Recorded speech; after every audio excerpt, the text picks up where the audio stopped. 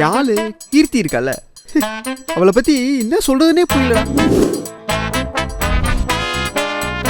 எப்ப பாரு பசங்களை சுத்துறதுக்கு நான் முத்தின பூசணிக்காவா.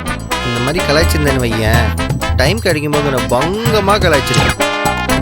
எப்படின்னா எப்பவுமே சூப்பர் ஹீரோட சப்ப கதைக்கு சமாதானம் ஆயிடுவாடா. பார்வையிலேயே எனக்கு கொள்ளுடா. அவன் ஒரு மென்டல்மா. ஏண்டா வாலோ சக்சஸ் ஆக நண்பனை மென்டல் ஆக்குவியா? நீங்களுமா? இவன் யாருன்னு தெரியுமா?